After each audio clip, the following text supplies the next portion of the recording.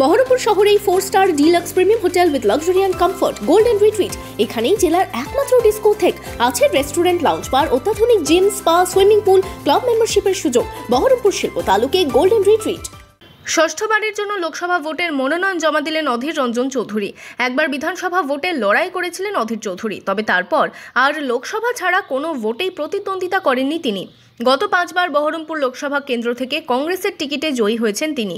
বুধবার দুপুরে Baharampur textile college মোড় থেকে বাম ও কংগ্রেস নেতাকর্মীদের নিয়ে মিছিল করে মনোনয়ন জমা দিতে যান বহরমপুরের কংগ্রেস প্রার্থী। মিছিল প্রশাসনিক ওল্ড কালেক্টরেট মোড়ে এসে শেষ হয়। সেখানে কংগ্রেস নেতৃত্বকে সাথে নিয়ে প্রশাসনিক ভবনে মনোনয়ন দিতে যান অধীর চৌধুরী। প্রায় ঘণ্টা খানেকের মধ্যেই জেলাশাসক রাজর্ষি মিত্রের হাতে মনোনয়নপত্র জমা করে প্রশাসনিক ভবন থেকে বেরোন তিনি। মনোনয়ন জমা দেওয়ার পর অধীর চৌধুরী কি জানালেন?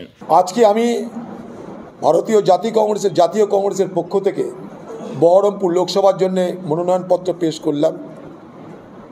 এটা নিয়ে আমার 6 বার লোকসভা নির্বাচনে মনোনয়নপত্র পেশের সময় এলো। একবার আমি বিধানসভাতেও মনোনয়নপত্র পেশ করেছিলাম 96 সালে।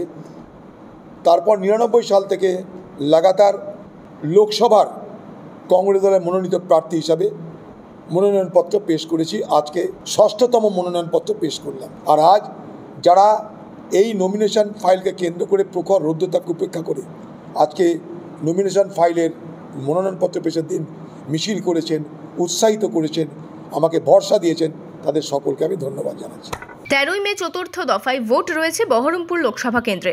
এই কেন্দ্রে এবার মূলত ত্রিমুখী লড়াই। একদিকে 5 বারের সাংসদ অধীর চৌধুরী, অন্যদিকে তৃণমূল প্রার্থী করেছে ক্রিকেটার ইউসুফ পাঠানকে। বিজেপি প্রার্থী হয়েছেন বিশিষ্ট চিকিৎসক ডক্টর নির্মল সাহা। ইতিমধ্যেই 3 জনেরই মনোনয়ন জমা দেওয়া হয়ে গেছে।